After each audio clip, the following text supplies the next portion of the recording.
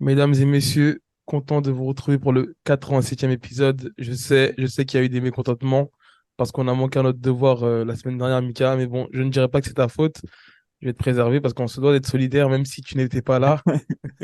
Ouais, j'étais en vacances, je faisais du kitesurf, les gars, faut me pardonner. Moi, je suis un kitesurfer maintenant, les gars. Ah, je vois ça, hein. Les activités d'anciens, ça a été bien reposé? Ah, t'es fou, c'est pas des activités d'anciens, c'est dur le kitesurf, hein, je Ah te ouais, jure. c'est la planche à surf là où tu Ouais, tiens. avec une sorte de grosse voile, comme un gros cerf-volant qui te tire. En tout Non, cas, c'est... t'as encore des couleurs là. T'as encore bronzé. Ouais, franchement, je suis bien bronzé, ouais, ouais, non, franchement, mortel. Bah Mortel. écoute, redémarrons cette semaine comme il se doit, Mika. Il y avait pas mal d'événements, hein. C'est notamment Ouais. le Bellator Dublin avec plusieurs Français, notamment Ouais, moi, Mansour Bernawi. Ouais, je te propose juste quand même, on fait juste, mais vraiment en bref, on repasse sur le, comment dire, le MMAGP qu'on a loupé. Juste effectivement. pour Let's un go. petit clin d'œil. En fait, je veux juste faire un gros clin d'œil comment dirais-je, j'allais dire La à la old bonne school. école, la old school exactement de Gaëtan Hurtel et notamment à la victoire de Alphand qui a Ouais. gagné la ceinture. Donc félicitations à lui, ça a été un combat en synchrone, mais il domine assez largement pour moi et c'est tout à fait logique qu'il remporte cette ceinture. On sait, il a eu beaucoup de désistements, il s'est beaucoup entraîné, ça devait être en juin ou juillet qu'il combattait. Bref, là enfin il a la ceinture et le MMA-GP qui est revenu à Genève, voilà, je sais franchement jusqu'au dernier moment, je savais pas si ça allait tenir ou pas l'événement Ouais. et au final ça s'est passé. En tout cas, le MMA-GP qui revient et qui a même annoncé une nouvelle date. Alors, je sais pas, ça va prendre avec des pincettes ou pas, mais ça serait le 21 octobre à Bordeaux. Ok. Voilà. En tout cas, félicitations encore une fois, je le dis à Alphand et à la Old School pour le travail qu'ils ont accompli. Et un petit clin d'œil à Kwadja qui a combattu pour la ceinture et qui est mon gars sûr, sûr, sûr, sûr. Malheureusement, ouais, il a perdu par soumission au quatrième round. Cinquième round. Ouais, ouais, ça doit être ça. Non, je crois que c'était un peu avant hein, je sais même pas si c'était pas au deuxième. C'était au premier round. Ah, c'est Ouais, sûr. ouais, c'est sûr, c'est sûr. Ok, ok. Ouais, il a pris un triangle On voit la assez tête, ouais. rapidement dans le combat. Ouais, mais il a pas de blessure, rien. Je parle avec lui et il m'a dit c'est que du kiff, donc tant mieux qu'il le prenne comme ça et voilà. Ok. Bah, c'est top, c'est top. Donc, Lucas, on peut rebondir sur ce qui s'est passé ce week-end. On avait plusieurs Français Non, qui. attends, et puis t'es pressé, C'est wesh. quoi? Juste, ensuite, la semaine dernière, on a eu l'UFC Fight Night Grasso Shevchenko 2. Oui. On va débriefer ce combat. Pour être honnête avec vous, on va le débriefer et c'est pas une surprise, mais on va le faire avec Aldric Cassata. Pourquoi?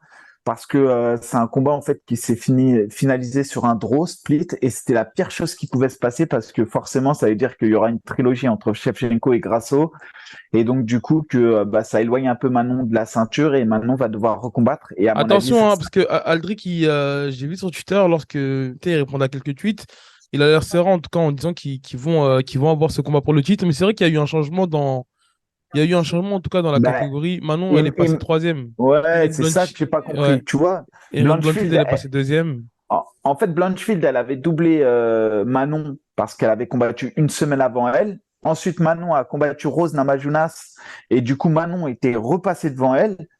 Et là, Grasso et Shevchenko, qui sont toutes les deux devant elle, donc le combat n'avait pas d'incidence sur le classement, et ben Blanchfield est repassé devant elle, donc ça n'a pas de sens pour moi. Et en tout cas, c'est pour ça que ce combat-là, on le débriefera avec Aldric, parce que je C'est pense que ça. c'est important qu'il puisse le faire avec nous. Mais en tout cas, on n'a pas oublié, et on sait que c'est hyper important pour Manon ce qui est en train de se passer. Et donc, c'est pas un croustille, mais on fera un débrief avec Aldric, et sûrement il viendra avec des C'est données qu'on ça. n'a pas et que personne Effectivement. a. Donc, restez connectés, ça Bien sûr, sortira et il dira bientôt. aussi son ressenti, même parce que moi, je trouve en tout cas chez les Français, j'ai l'impression que la victoire contre Rose Namajunas, elle a été minimisée. Tu sais, c'est comme si on Mais avait merci, Max Holloway qui merci, montait en lightweight et que tu merci. avais Benoît Sané qui le battait. Et je sais pas si on se rend compte, mais bon. En tout cas, on reviendra, comme tu l'as dit, avec Non, mais Aldric. je suis archi d'accord sur ce que tu dis. Euh, Peut-être qu'en termes d'adversité, les gens ne se rendent pas compte, mais Rose Namajunas, c'est ce qu'il se fait de mieux en MMA féminin. Et ce que Manon lui a fait sur 3 rounds, je vous assure que peu de filles sont capables de faire ce qu'elle a fait. Et quand tu vois ce que Rose a fait à la chinoise actuellement championne dans la catégorie du dessous, ben, c'est incroyable. Ouais. Et les gens, ils ont beaucoup trop minimisé cette performance. Et je pense que Aldric aussi, ça, il a un peu de ressenti là-dessus, je pense. Et du coup, il en reparlera aussi. C'est ça, Mika. Ok, est-ce qu'on peut passer à la suite? C'est bon, c'est bon, Mais c'est quand bon, même, Elvie. n'oubliez pas de vous abonner, commenter, liker. Et encore une fois, on s'excuse de ne Ouais, pas avoir été là. Parce que je après, c'est sais vrai, que pour passer on une bonne s'excuse. semaine, il faut quand même la dose du Weekend LB Show. Je Sinon, les suis, semaines doivent être compliquées. non, je suis d'accord avec toi. Et puis après, il y a un truc aussi. Les gars, abonnez-vous. Ouais, On tourne à peu près à 10 000 vues. Comment ça se fait qu'on n'a que 3 500 abonnés? Les gars, Non, t'abuses, abonnez-vous. méchant. De quoi? Il y a On 9 a 000 combien? abonnés quand même. 9 000. Bon, bref, on veut 20 000 abonnés.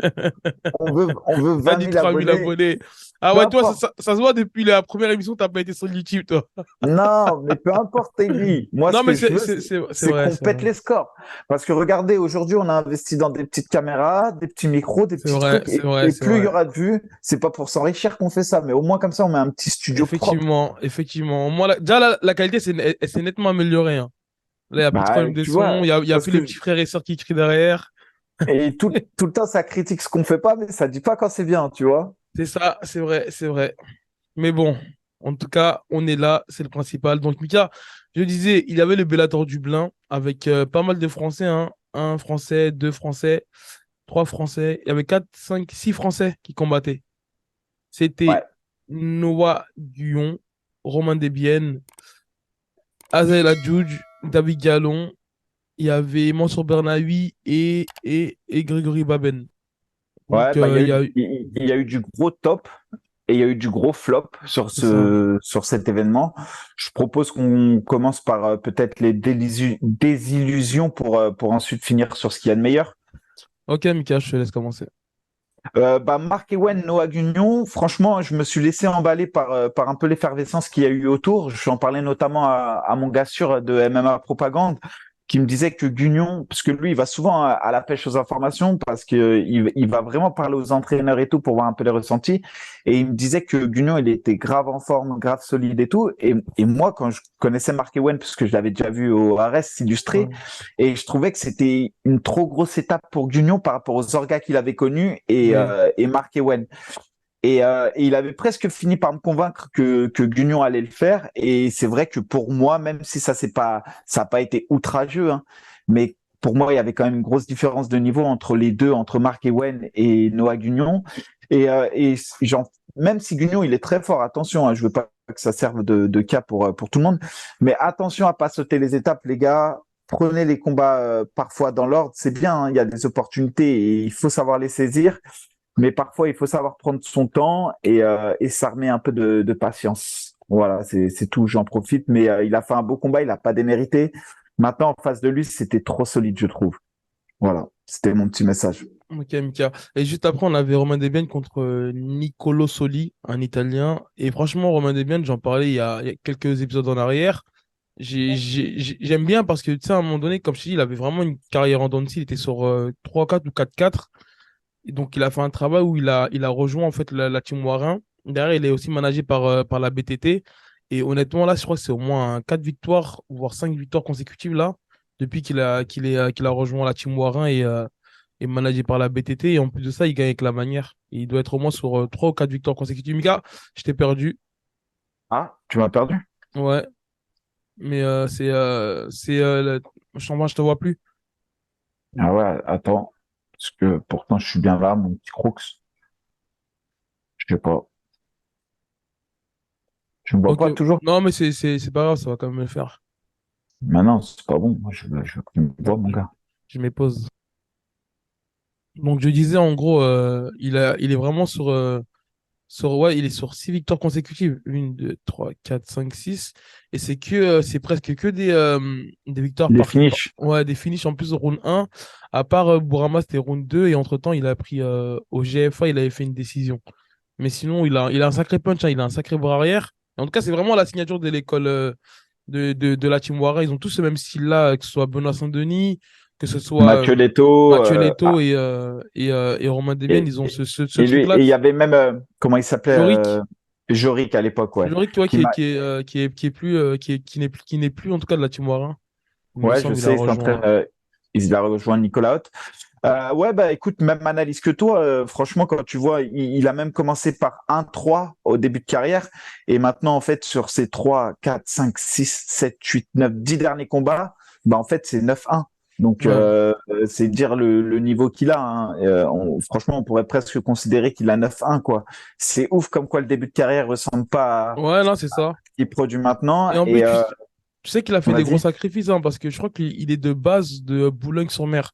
C'est pas en Île-de-France. Et je me rappelle, moi, à l'époque, Ouais, c'est dans le nord, ouais. ouais, il était venu à Hobby Fight. Bon, il y avait que lui et moi. Et, tu sais, on avait tourné ensemble. Mais je voyais qu'il faisait vraiment de la route, tu sais, pour aller tourner. Après, à l'époque, quand j'étais en Bulgarie, là, le training camp, je me rappelle, il était venu. Et tu vois qu'en tout cas, voilà, il a pas peur d'aller à l'aventure et de prendre ses valises et bouger un petit peu à gauche, à droite. Et donc là, je pense qu'il a dû peut-être s'installer sur Paris pour rejoindre la Team Warin. Donc, en tout cas, félicitations à lui. Franchement, il est Ouais, sur une belle. félicitations à lui. Et c'est bien de souligner aussi le travail de Daniel Vorin, parce que Ouais, quand même, quand tu regardes bien, quand il est arrivé au Venom Training Camp, il avait monté grave des gars. Je me souviens de Alioun, je me souviens que Morgan Charrière, il performait de ouf. Bah, il a découvert Benoît Saint-Denis. Il avait ramené Yoni, je sais pas si tu te souviens, il enchaînait les victoires. si Bref, il je me rappelle, accompagnait ouais. aussi Giroud. Giroud, il faisait pas mal de victoires. Je sais pas si tu te souviens, mais c'est Bien sûr. incroyable. Franchement, on peut quand même reconnaître que Daniel Voirin, depuis son arrivée en France, il a monté beaucoup, beaucoup de combattants et c'est extraordinaire ce qu'il est en train de faire avec Benoît Saint-Denis. On y reviendra tout à l'heure. Mais même avec De Bienne, même avec Mathieu Leto, même si Mathieu Leto, il a un style un peu plus foufou et que Hmm. à chaque fois, il passe pas loin de la correction, mais il frappe fort et tu le disais, il y a vraiment la patte Voirin. En tout cas, félicitations à lui et clairement, il fait partie pour moi des entraîneurs de l'année. Voirin, Cassata, Johnny Fraches, ce qu'il est en train de faire à l'US Metro, évidemment Lopez. Mais cette année, il y a beaucoup de concurrence dans les coachs de l'année, je Ouais, non, trouve. mais tu vois que c'est même bon signe, hein, pour les MMA français, hein. C'est qu'en fait, bah, Ouais, tu vois que ça évolue de tous les côtés, que ce soit du côté management, du côté performance et du côté aussi structure. Tu vois, à l'époque, tu avais une seule, on va dire, grosse école qui avait, par exemple, des grosses infrastructures. Bah là, maintenant, tu en as plusieurs sur Paris, tu vois. Donc, c'est bien. C'est bien, ah non, c'est que c'est positif pour le très MMA bien, ouais. français. Donc, en tout cas, félicitations à eux. C'est ça, Mika. Ensuite, mon prodige, J'allais le Azael dire en plus, j'allais dire ton Elchuch. prodige. Ouais, mon prodige, mais je sais pas si tu te souviens, mais on avait parlé de lui il y a déjà 2 ans. Je sais pas Bien si tu te sûr, souviens, bien sûr. on était les premiers à dire suivez-le, suivez-le. En Et, fait, tu sais, ouais, en fait, lorsqu'il fait son tout premier combat au Bellator, je sais pas si tu t'en rappelles, je regarde, c'était en 2020, c'était pendant le Covid. Il perd contre un Irlandais, il me semble, tu vois. Et à ce moment-là, en fait, il y avait on était au B-Fight à ce moment-là, et t'avais Nassim qui me parlait de lui à chaque fois. Tu sais, il disait, ouais, lui, c'est un crack, c'est un crack, c'est un crack. Et j'avais pas été satisfait de son premier combat parce que je m'attendais vraiment à une grosse performance. Et en fait, c'était juste une contre-performance et peut-être la pression du premier combat pro. Mais derrière, ce qui fait la manière dont il surclasse ses adversaires, son style, moi, il me fait un petit peu penser à Saladin dans ses débuts. Tu sais, la fougue, le pied-point, l'aisance technique et tout. Je sais pas bah, ce que même t'en pas, penses. parce que je dirais que si tu regardes après Saladin, il a combattu en pancrase, donc tout est relatif. Ouais. Mais en termes de propreté de combat, Stylistiquement, ouais. si tu regardes au huitième combat, le combat de Saladin, donc qui était en pancrase, et le huitième combat de Azael actuellement, Azael est beaucoup plus propre à l'heure d'aujourd'hui. Maintenant, Saladin est clairement au-dessus en termes de performance, ça, il n'y a pas photo. Et il y a que 2 ans d'écart entre les deux, 2 ou 3 ans d'écart. Donc, c'est pas une question d'âge, mais c'est juste que, en termes de maturité de combat, Azael commence à être au point, vraiment. Moi, il m'a régalé sur ses calf kicks. Je l'ai vu faire à l'entraînement. Je l'ai vu battre à l'entraînement. J'ai vu vraiment combattre contre des gars qui sont archi forts à 66 et je l'ai vu les mettre dans le mal. Azael, les gars, quand je dis qu'il rentre dans le top 5, beaucoup me disent ouais, t'abuses, etc. Et beaucoup m'ont parlé de Daguerre. Mais moi, j'ai jamais dit que Daguerre, en termes de potentiel, il n'avait pas le potentiel pour aller dans le top 5.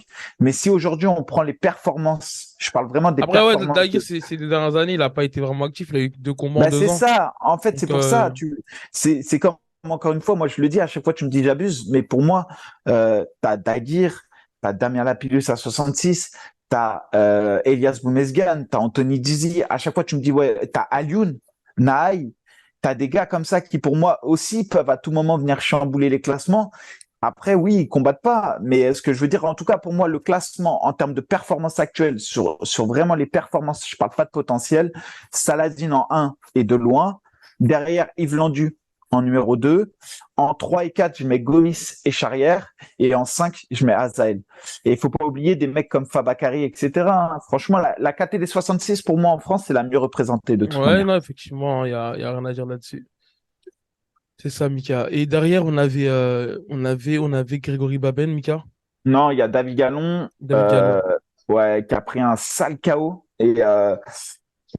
Et pas face à un malheureusement. adversaire, ouais, pas face à un adversaire. Je pense pas que ce soit l'adversaire le plus dur que David Gallon ait affronté. Je pense que vraiment David Gallon, il avait la place sur ce combat. C'était un striker, le mec, qui savait un peu tout faire, mais il allait souvent à la décision. Et franchement, je voyais David Gallon au-dessus sur ce combat. Je pensais qu'il allait pouvoir s'exprimer.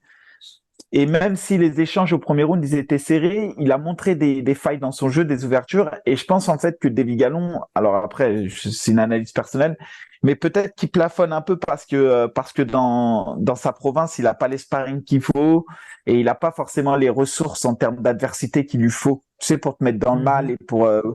et je pense qu'il faut qu'il se remette un peu en question là-dessus et peut-être qu'il fasse plus d'allers-retours à Paris et qu'il vienne faire plus de sparring sur Paris. Voilà, c'est l'analyse que j'en fais parce que techniquement, on le sait qu'il est fort et qu'il est capable de faire plein de choses.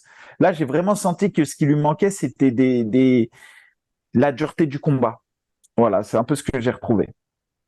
Ouais, Mika, et juste derrière, il y avait Grégory Baben. Et en fait, là, je suis sur son tapologie, mais on peut quand même parler de. Ça fait en fait 10 ans qu'il est invaincu. Sa dernière défaite, c'était en 2013, lors du M1. Et depuis, il a enchaîné en fait que des combats. Et la majorité en fait des victoires, c'est des finishes au premier round, deuxième round. En gros, il dépasse pas le troisième round. Et honnêtement, c'est Il quelqu'un dépasse pas qui. le deuxième round. Il dépasse pas le deuxième round. Et c'est contre Oui, des c'est gars comme, ça. c'est des gars comme contre Glenn Sparv. Les mecs, je vous le dis, Glenn Sparv, il était archi chaud au RS. Il m'avait impressionné la victoire de Baben. Et comme tu le dis, c'est des victoires 5-0 Bellator. Qui a 5-0 Bellator, les gars? Non, mais C'est, je vous jure qu'on n'en parle pas assez, mais il fait des performances, mais il faut vraiment le souligner, il faut vraiment en parler. Après, c'est vrai qu'il n'est pas médiatisé. D'ailleurs, on devrait le recevoir, hein, parce que je crois que j'ai dû voir peut-être une seule interview de lui, c'était sur The GOAT MMA Boxing. Sur YouTube, c'est une petite interview flash, hein, tu sais, je crois, lors des conférences de presse, là. Mais non, mais c'est fou les performances qu'il fait.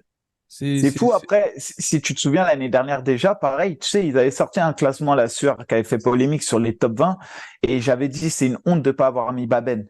Tu vois ce que je veux dire? En fait, si Les tu mecs, ils veux. te mettaient des mecs comme Baki et tout, ils mettaient pas Baben.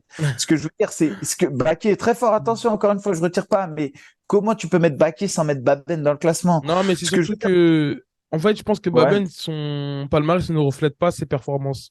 Il a 23-11, mais en gros, voilà, il y a eu des défaites au début de carrière. Non, mais Et tu vois, voilà, merci. À un moment donné, il a enchaîné 6 défaites en début de carrière. Tu vois ce que je veux dire? Des fois, faut se dire qu'il est sur le circuit depuis 2004. 2004, j'avais même pas commencé le MMA. J'ai commencé le MMA, je crois, en 2011-2012. ouais. Les gars, le gars, pour moi, c'est le seul pionnier du MMA parce que on peut parler d'un pionnier quand ça fait plus de 20 ans que tu es sur le circuit et que tu as combattu il y a 20 ans. Et c'est le seul pionnier. Aujourd'hui, c'est le dernier pionnier qui performe. C'est Ce vrai que que je veux dire, non, c'est mais que, t'as raison, c'est le seul mec de l'ancienne génération, là. Parce bah ouais, qu'il est de la génération Adiabaté, Karla Moussou. ouais, ou même Greg MMA, par C'est la exemple. game, ouais. Ouais, mais quand tu regardes les performances, c'est-à-dire que tu regardes en termes de performance, lui, il est sur le toit du monde. Il Ouais. est numéro 80 mondial sur Fight Matrix. Il a 2 doigts de rentrer dans le top 10 Mais tu sais, du Bellator. mais c'est là où je comprends pas trop comment dire, le, euh, le roster du Bellator, c'est que t'es sur 5 victoires consécutives, mais t'es même pas encore dans le classement. Tu sais, c'est comme Michael Page Venom, qui était invaincu au Bellator à un moment donné, mais qui a pris je ne sais combien de temps pour aller chercher la ceinture. Ouais, Tu mais vois pas ce que après, je veux dire? je pense que c'est une volonté de Baben aussi, parce qu'attention, le top 10 des 84 kilos, bah, on a vu. Attends. Eblen, Edwards, Moussassi, En fait, Douglas soit Lima. on a trop été habitué à voir des gens, on va dire, aller chercher le titre après 4 5 victoires, ou soit c'est le Bellator Non, qui ouais, ont moi, une manière de non, faire qui est mais différente. bah, déjà, je pense que tu as le Bellator Europe et c'est pas le Bellator Monde. Et une fois que tu commences à Oui, c'est rentrer, vrai que parce c'est que lui, je différent, crois, mais attends, parce que lui là, il y a Baben à maintenant, l'époque, Oui, mais il était en Europe, souviens-toi, il combattait au Non, Bellator Italie et tout. à l'époque, il combattait justement au Bellator mondial, je crois, hein. Je sais pas, mais moi je me souviens de lui, je crois que son premier combat, c'était une sorte de Bellator Italie. Non, Son premier combat. c'était dans le Kansas en 2016. Ok. Congo Vesque. Ouais, si, c'est ça. Il avait combattu, il avait fait 3 combats en fait au Bellator. Mais moi, en fait, ce qui m'avait étonné, c'était qu'il y avait eu au moins 1 an d'écart à chaque fois entre ces combats, les combats qu'il faisait. Et c'est vrai que des fois, je me dis, bon, à part Azaï qui m'a l'air d'être bien, parce que lui, on sait qu'il s'entraîne au SBG Irlande, on sait que Cabana aussi, il gère un petit peu les matchmaking du Bellator Europe. Mais tu vois, par exemple, Fabakary Diatta, tu le Ouais, disais tout à l'heure, hein, c'est un excellent featherweight. C'est plus qu'un prospect maintenant. Mais je trouve qu'en fait, avec le Bellator, ils n'ont pas assez de médiatisation, ils n'ont pas assez aussi d'activité. Tu vois ou oui, pas? bien sûr, comme Landu, comme Guti, tu vois, c'est des mecs qui ils sont pas encore vraiment, vraiment, je dirais, ils ont pas un rythme de fou. Maintenant, il y a aussi les blessures qu'on sait pas, etc. Je suis pas sûr hein, que ce soit pas une volonté de Grégory Baben. Moi, je suis pas sûr que Baben ce soit un mec je vais pas dire qu'il aime combattre parce que je pense qu'il aime combattre, mais je suis pas sûr que c'est quelqu'un qui aime beaucoup s'entraîner. Tu vois, je pense que Baben c'est quelqu'un archi talentueux qui s'entraîne. Quand il a un combat, il y va à fond, etc. Mais ça fait 20 ans qu'il est dans le game et voilà, il a un peu usé. Et tu vois ce que je veux dire? Je pense qu'il y a aussi ça. Maintenant, moi, ça me choque pas qu'il soit pas dans le top 10. Mais par contre, c'est sûr qu'aujourd'hui, bah, il faut qu'il s'y penche. On a Ouais, envie de voir, moi, je sais pas, au Bellator Paris, j'ai envie de voir Baben contre, je sais pas, je dis une bêtise, contre Douglas Lima, par exemple. J'ai envie de voir Baben contre, pourquoi pas même un Moussassi. Ça serait ouf. Et je jure que je pense que Baben peut battre un Moussassi, hein. Et ça sera un combat de ouf. Bon, bref, en tout cas, voilà, ça laisse des opportunités et peut-être un jour on le verra aller chercher la ceinture et ça serait magnifique. En tout on cas, vraiment l'espère. félicitations à lui, 39 ans, c'est-à-dire à l'aube de ses 40 ans. Faites autour de vous, regardez les gens qui ont 40 ans et je vous assure que c'est là où vous dites, ah ouais, c'est un truc de ouf. Ça Ouais, en fait tout cas, ouais, 20 ans qu'il combat au haut niveau, 20 ans qu'il est là, 39 ans, il est sur le toit du monde, numéro 80 mondial, il est juste derrière Nassourdine Imavov. Bah, franchement, c'est un exploit en soi, bravo à lui et je suis content pour lui. En plus, c'était un peu particulier ce combat. c'est Il a vrai. perdu son père il y a pas si longtemps et je peux comprendre la douleur et la dureté que c'est. Donc, félicitations à lui. C'est ça. Et grosse force à lui, en tout cas, pour cette durée épreuve. Et juste derrière, Mickey, on avait le retour de Mansour Bernawi qui était tant attendu, hein, parce que, rappelons-nous, il a été malheureusement éliminé contre enfin, il a perdu son combat contre Primus, et c'était les quarts de finale du tournoi à 1 million de dollars. C'était lors du Bellator Paris au mois de mai, et là, il est son grand retour contre J.J. Wilson, un gars qui avait 9-1, et malheureusement, j'ai pas reconnu le Mansour qu'on connaît tous, et même le Mansour qui était face à Ben Primus, qui a été à la guerre. Là, j'ai vraiment trouvé que ça a été une contre-performance de sa part. Qu'est-ce que tu en as pensé, toi? Enfin, ça allait. Le premier round, ça allait un petit peu. Il y a des prises de dos et tout, mais tu sais, Mansour, en général, lorsqu'il est sur des positions avantageuses au sol, tu sens qu'il y a un danger. Mais là, je sais pas, à aucun moment, en fait, je sentais qu'il était à 2 doigts de finir le combat. Pourtant, on sait il a il a un excellent étranglement arrière, il a des bonnes prises de dos, mais là, je sais pas. J'ai pas senti, en fait, le Mansour qu'on connaît, tu vois. Ouais, après, moi, je suis d'accord en tout cas avec ce qui a été jugé et scoré, c'est-à-dire premier round pour Mansour et 2 et 3 pour son adversaire. Après, ouais, c'est une désillusion puisque Mansour, il est quand même numéro 9 dans le classement du top 10. Et là, autant il perdait contre Primus qui était top 4, qui était un ancien champion, etc. Donc, bon, voilà, enfin, ce que je veux dire, il y avait un défi qui le tirait vers le haut. Même si là, son adversaire, attention, hein, c'est solide en face, hein, on reste quand même dans l'élite mondiale, mais clairement, Mansour devait s'imposer. Et je suis quasiment sûr que le Mansour limite de Primus aurait gagné contre ce gars-là, et le Mansour des tournois, etc., aurait gagné ce gars-là. Là où j'ai été surpris, c'est qu'il s'est fait prendre dans le domaine où Mansour il excelle d'habitude, c'est-à-dire c'est au sol. Ouais. Ça, c'est la première chose. La deuxième chose qui m'a surpris sur le combat, c'est que il fait je sais pas si on peut appeler ça des erreurs, mais en fait, je trouve qu'il respecte pas le sol de son adversaire dans le En fait, sens où lui, il veut il, aller où il- son adversaire est fort, où son adversaire excelle. Bah, contre Ben oui, Primus, on l'a vu quand même. Non, mais on l'a vu. Mais quand je te dis ça, c'est là, il prend un triangle, deux triangles, trois triangles. Il sort, tu vois, à chaque fois. Mais il continue à y aller. Il prend une fois le juji, deux fois le juji, trois fois le juji. Il continue à y aller. Et ça, j'ai un peu de mal à comprendre à quel moment il n'a pas adapté ou sécurisé parce qu'au troisième round, limite, il aurait pu gagner s'il stabilisait la position tout à la fin et qu'il prenait pas la clé de bras. Ça se jouait à un mouchoir de poche parce que le début du troisième round, il est pour son adversaire. Beaucoup de dommages, il frappe fort. Mais après, la deuxième partie, elle est plus pour Mansour. Et c'est là où je comprends pas, c'est que non, je sais pas. Il y a quelque chose, en tout cas, dans Mais le combat là, tu qui lui a sais, manqué. Attends, il lui a manqué en fait l'instinct, j'ai l'impression. C'est même pas de l'intelligence de combat. Il y a un peu d'intelligence de combat, mais il y a aussi de l'instinct. J'ai l'impression il a perdu un peu d'instinct. Alors, je sais pas si c'est le fait d'être resté au banc trop longtemps, mais quand il est revenu au Bellator et qu'il a fracassé l'autre, bah, Piccolo Lotti, là. je me suis dit non, il est Ouais. là, il est toujours fort. Mais là, même sur les phases de striking, j'ai trouvé qu'il était en retard. Et pourtant, son adversaire, c'est pas un pro du striking. Bien sûr qu'il est fort. Encore une fois, je le dis, c'est l'élite mondiale. Mais j'ai pas retrouvé le Mansour de d'habitude. J'ai pas retrouvé le Mansour qui est saillant avec ses coudes, avec ses genoux. Il était vraiment à plat pied. Il n'y avait pas de déplacement. C'est vrai que quand il a signé au Bellator, j'en parlais avec Clément Marcoux, on pensait qu'il aurait pu aller chercher la ceinture, tu vois, mais parce qu'on connaissait le Mansour de l'époque et on se disait qu'il était Le MMA, capable. ça évolue hein, chaque jour. Hein. Et c'est vrai que là, quand je vois ses performances, bah c'est vrai, je me dis non. En tout cas là, il a actuellement, il est à des années-lumière d'aller chercher la ceinture du Bellator et c'est vrai que c'est une grosse contre-performance parce que c'est la première fois en fait qu'on voit Mansour perdre et en fait limite on se dit ouais non, il aurait pas pu gagner. Je sais pas comment te Oui, dire. non, non, parce Et qu'en fait, Mansour, il a été. Enfin, les défaites qu'on voyait de Mansour, c'était des défaites qui limitent, en gros, qui auraient pu basculer ouais, de son côté comme de l'autre. Mais même contre Primus, tu vois, contre Primus, ça s'est joué à rien au final quand tu ouais, regardes le ouais, mais combat, c'est vrai tu que vois. là, en fait, c'était en gros une domination et que je crois que c'est la première fois que je vois Mansour se faire dominer, à part contre Gamrot. Contre Gamrot, c'était, Ouais, mais on voyait Gamrot. en fait, on voyait Gamrot dominer de ouf au sol, mais debout, tu voyais que Mansour il pouvait lui faire mal. Mais là, Mais le en mec, fait, il lui a Mika, fait tu sais, ça mal. me fait un peu Il a, rappeler, ça me fait le rappeler, mec, il a fait mal debout, en lutte et au oui. sol. Moi, Ouais. c'est ça qui me En fait, il y a surprend un peu. eu une absence de sa part et c'est vrai que même au sol, même lorsque Mansour il renversait le combat, il faisait que de stabiliser la position et son adversaire, en fait, il était dangereux en dessous et au-dessus. Omoplata, Juji, Il a un gros Triangle. sol en tout cas. Franchement, il a un gros sol parce que les transitions, même les omoplatas, comme tu disais, ça passait pas, il partait en triangle, ça passait pas, il partait en juji. Franchement, c'était vraiment un gars dangereux et en fait, comme tu dis, Mais il lui manque un instinct. je suis sûr que le niveau de sol de Mansour était meilleur. C'est juste que je pense qu'il n'a pas été assez respectueux du sol de son adversaire. Tu sais à qui ça me fait penser comme combattant? Ouais. À Chiesa.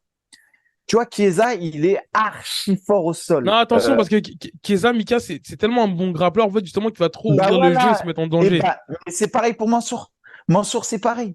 Il ouvre le jeu et il se fait Non, prendre à je son trouve propre pas, jeu. hein, parce que là, Mansour, il s'est fait quand même dominer sur les phases de grappling, alors que Chiesa, il se fait pas dominer en phase de grappling. C'est juste qu'il Bon, va. arrête. Des fois, C'est il se juste. fait cueillir. Il se fait soumettre bêtement, Chiesa. Oui, bien sûr, parce qu'il va donner le dos, il va faire, voilà, il va faire des erreurs qui font que. Alors que là, tu voyais que Mansour, en fait, il était dépassé. Le gars, la vitesse des Ouais, je sais pas. transitions, il était dépassé. Et en plus de ça, moi, ce qui m'inquiète un peu, c'est que je ne vois pas de game plan de sa part. Tu vois, et en fait, jusqu'à Ouais, ça fait présent, penser. En fait, ça, on peut faire un parallèle limite, tu sais à qui? Désolé de te couper, à Ferguson. Ça veut dire que c'est des mecs qui ont brillé très longtemps, qui ont performé par leur capacité à encaisser les coups et par leur cardio illimité et par la dureté qu'ils ont dans le combat. Et c'est vrai que là, tu peux faire un parallèle avec Ferguson de dire, bah, à un moment donné, ça suffit plus, tu vois. Il faudrait pas que ça soit la descente aux enfers, en fait. bien sûr. Mais non, mais après, le capital santé, parfois, il prend un coup et on sait que Mansour, en plus, c'est quelqu'un qui est habitué aux grosses sparring, qui a fait des grosses guerres dans le passé. Et malgré qu'il soit jeune, il a 31 ans, 32, 31 ans, ouais. Et c'est vrai que tu dis que peut-être qu'il en a pris un coup sur son capital santé. Hein. C'est parce que, comme tu as dit, il encaisse beaucoup, il a beaucoup encaissé dans sa carrière. Et bah, parfois, tu sais, à un moment donné, j'ai l'impression que voilà, que ça joue quoi au niveau des performances et tout. Mais bon. Ouais, moi, ce qui m'a vraiment surpris, encore une fois, je le dis, c'est plus le niveau striking, parce que Mansour, à l'époque, en striking, mais c'était dur. Il avançait vers toi, il boxait bas, bas. Et là, en fait, je l'ai senti en retard. Donc, carrément, peut-être même, bon, il y a quelque chose qu'on ignore, peut-être, c'est son état Possible. physique, hein. Ça se trouve, il était blessé ou autre, parce que je l'ai trouvé vraiment, si tu regardes les échanges au troisième round, il est en retard, mais il est vraiment en retard.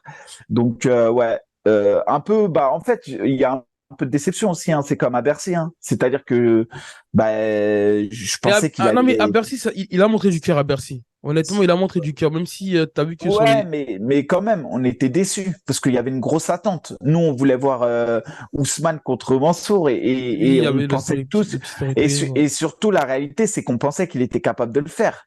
Tu vois ce que je veux dire? Et là, aujourd'hui, en fait, bah, je suis un peu déçu parce que je me suis dit, ouais, il va aller chercher cette ceinture au Bellator et malheureusement, non. En Non. tout cas, je pense qu'il va falloir qu'il se renouvelle un petit peu stylistiquement. Après, c'est compliqué, hein. Il Ah, a c'est une vingtaine de compliqué. combats. Comme je dis, il est jeune, mais voilà, ça fait plus tout jeune non plus. C'est pas comme s'il était au début de sa carrière. Donc, il a eu une manière, en fait, de préparer ses combats, une manière de s'entraîner, une manière de combattre. Donc, là, se renouveler parfois, à ce moment-là, c'est un peu compliqué. Mais bon, Donc, voilà, après, hâte de voir la suite et peut-être ouais, comme tu dis, pareil, peut-être, je sais pas où il s'entraîne. Je sais qu'il s'entraîne un peu à l'US Metro pour les sparring, etc. Mais peut-être à l'image d'un galon, peut-être qu'il lui faut du renouveau, tu vois. Aller peut-être revoir une nouvelle méthode de travail, comme tu dis, je sais pas. Mais il y a quelque chose à faire, c'est sûr. Parce que en tout quand tu cas, vois les ouais, performances qu'il faisait avant et maintenant, il y a une diff, quoi. ouais, c'est différent. En tout cas, dites-nous ce que vous en pensez dans les commentaires. Et Mika, Après, attends, après, j'ai vu Twitter, parce que les gens de Twitter, ils connaissent le MMA depuis 2 ans, hein. Ça me faisait rigoler aussi sur Twitter. Ceux qui disaient, ouais, on l'a annoncé comme un crack, c'est un flop et tout. Les gars, il a nettoyé la catégorie des 70 kilos pendant des années et des années. Et, il a combattu Makhachev, je le dis, le combat, il se passe en France, il gagne le combat. oui, mais Donc, après, Mika, non, parce que les tu gens, sais, non, mais non, non, c'était le bien sûr, Makhachev de l'époque et tout, mais ce que je veux dire, les gens non, sur Twitter, ils disent, ouais, en nanana. gros, je suis d'accord, mais quand tu regardes, malheureusement, c'est une réalité, hein, c'est pas moi qui l'ai. Voilà, vous allez sur le Sherdog, sur le Tapology, sur le Fight Matrix, quand tu regardes la carrière de Mansour, tu dis que, ok, il a survolé la catégorie, même en France, hein, honnêtement, pour moi, en France, il y a peu de lightweight qui Bah ouais, peuvent gros, lui il y a faire qui? face, ok? Bah aujourd'hui, Maintenant, il y a que Benoît Saint-Denis. La réalité, elle est là. oui, Il y oui, a mais même- regarde maintenant. Non, Donc, mais stop, numéro un, Benoît Saint-Denis et numéro 2, Mansour Barnaoui. T'es d'accord avec moi? non, non, non, bien sûr, mais en gros, ce que je veux dire, c'est que quand tu regardes, par exemple, son palmarès, en gros, tu vois qu'il a échoué au grand rendez-vous. Gamrot. Ah non, je suis pas Non, mais d'accord. écoute, écoute, Non, écoute. non, non, non. Ouais, je suis pas Attends, d'accord avec attends, toi. attends. Attends. Pour pas dire des conneries, je vais me remettre sa fiche devant mes yeux. Gros, il a gagné le tournoi à 1 million d'euros. Il a gagné la Ouais, mais ceinture du attends, bas. non, non, non, Il a Mika, gagné la non, non, non, ceinture Mika, du. Mika, Il Mika. a. Mika, s'il te Ouais. plaît, regarde les adversaires qu'il y avait dans le tournoi. À part Shamil qui était dangereux sur papier et tout. Mais Rappelle-toi. la ceinture du Bama, la ceinture du Cage Warrior, il a gagné toutes les ceintures. Au M1, il a gagné. Ah, attends, gros, t'es un fou, Non, mais toi. écoute, attends, Non, attends. on peut pas dire on peut pas dire, je te jure, on peut pas dire Non, qu'il mais a en tout raté ses cas, grands rendez-vous. Non, mais écoute, regarde. Il perd contre Islam Makhachev, qui est aujourd'hui champion de l'UFC. Il perd contre Kevin Lee. D'ailleurs, Kevin Lee, c'était sa première défaite. Kevin Lee, après, voilà, je vais pas vous faire l'historique. Il a été à l'UFC et tout derrière.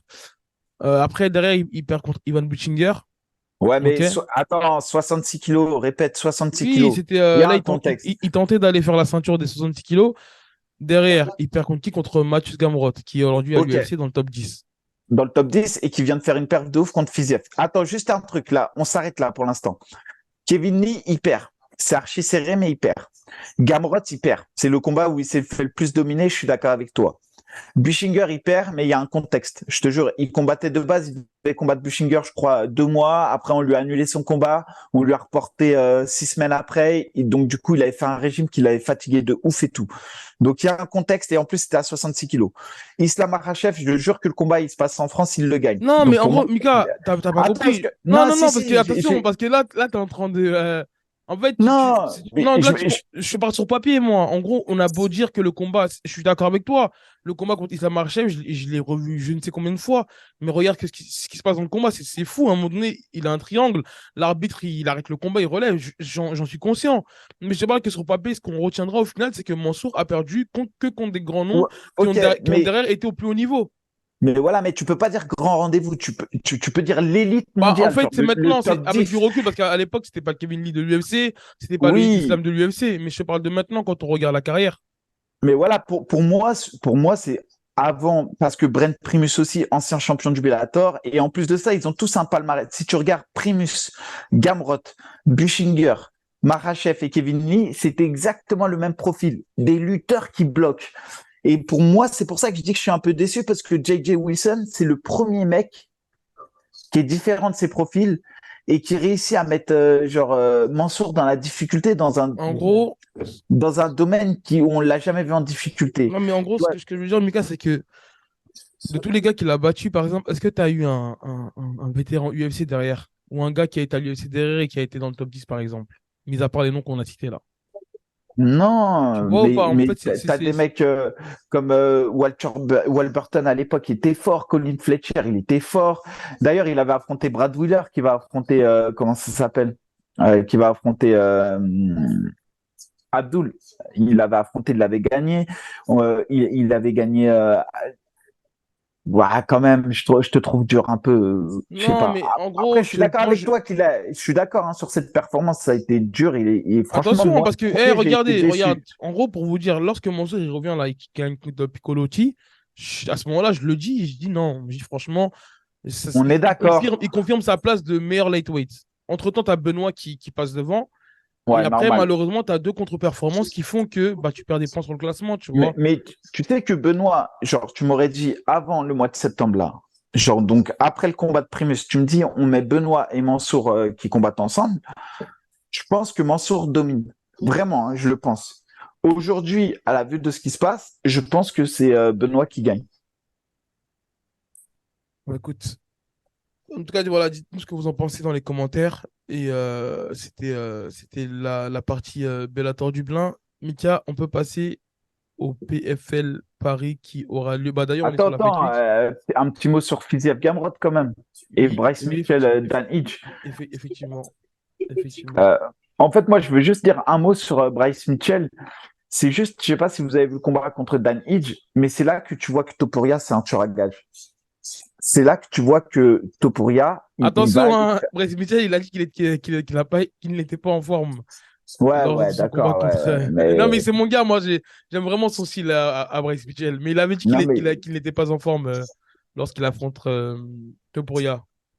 non, mais d'accord, mais on est d'accord que il y avait une classe d'écart entre Ah les non, deux. mais la manière dont il a nullifié son sol, dont il a bloqué la lutte et dont il l'a en plus soumis, une masterclass, ce qu'il avait fait Topuria. Merci. Rien à dire. C'était un truc de ouf. Ah ouais, moi ça m'a.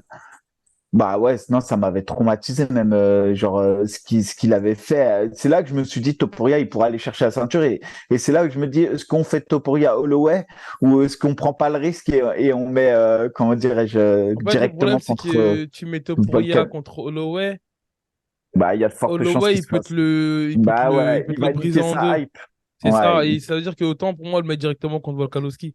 Et derrière, bah, t'as Holloway qui peut le taper. Et là, peut-être Holloway pourrait tenter d'avoir une autre chance.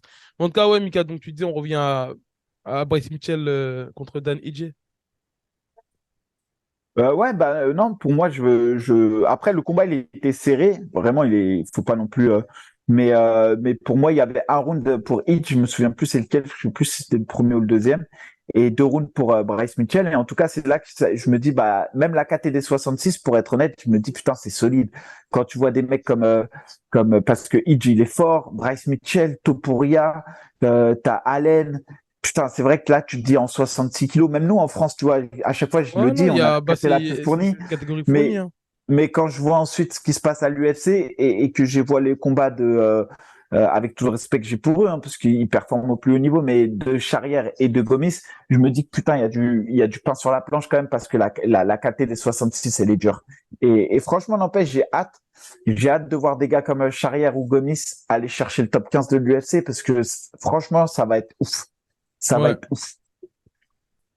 c'est ça, Donc Mika. voilà, ça c'était un petit mot sur ce combat-là. Et ensuite, bah ouais, ensuite il y a Fiziev Gamrot. Je te laisse en parler. Bah, c'est assez dommage parce que c'est un banger sur papier. Et malheureusement, tu as une blessure qui se revient au deuxième round du côté de Gamrot. Après, en tout cas, sur le premier round, de ce qu'on a pu voir, moi, j'ai bien apprécié quand même les défenses de lutte de la part de Fiziev. C'est en fait, ce qui est dommage en fait avec Gamrot, c'est qu'il a un sol pour moi, c'est l'un des meilleurs sols de l'UFC, ok, dans la partie vraiment grappling.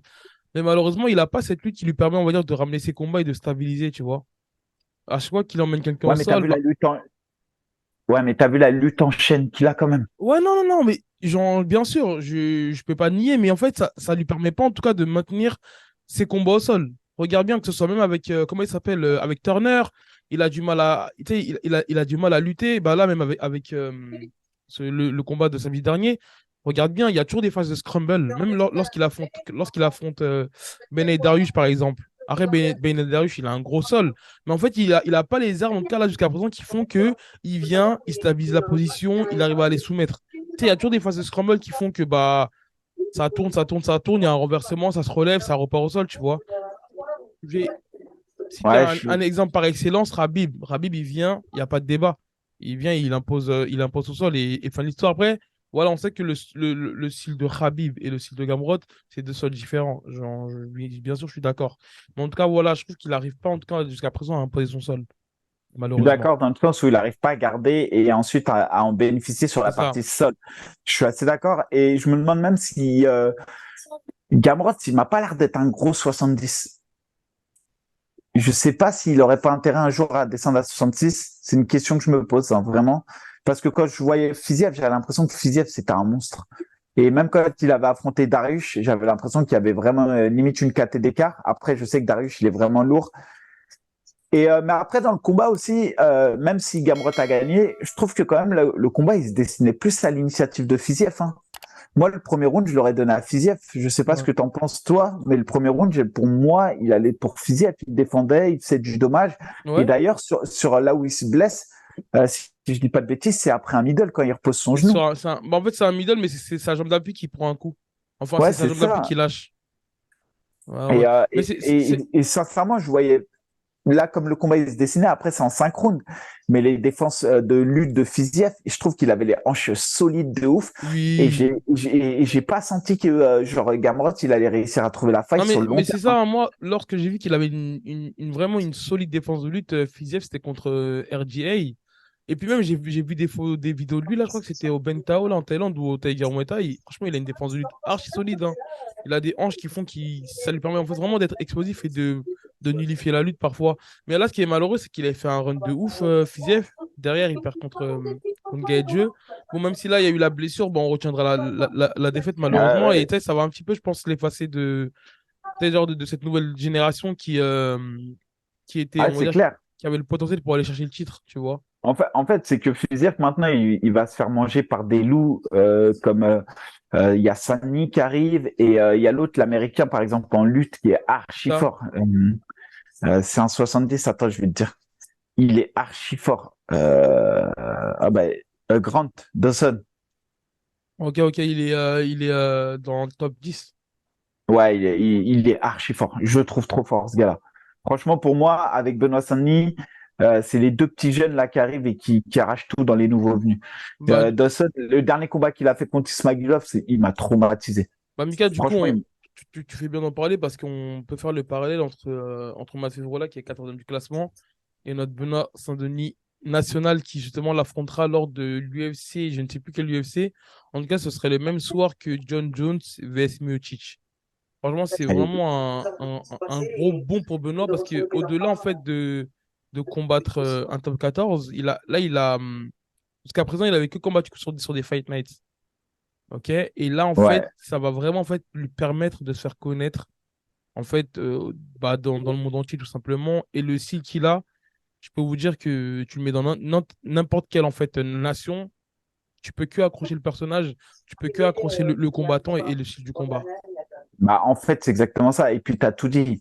Il est aux États-Unis, à New York, au Madison Square Garden, sur la carte la plus ouf de l'année où tu as John Jones contre Stipe Miocic. Je parle sur le papier, hein, parce que Ouais. Stipe Miocic, comme le plus grand combattant des poids lourds de tous les temps, face à John Jones comme le plus grand combattant de tous les temps. Tu mets sur cette carte la ceinture entre Alex Pereira et Et Jerry, Prochaska, ouais. entre la forêt sibérienne et la forêt amazonienne, entre guillemets, tu vois. Ce que je veux Ouais, dire, c'est que t'as deux mecs sauvages à l'état pur.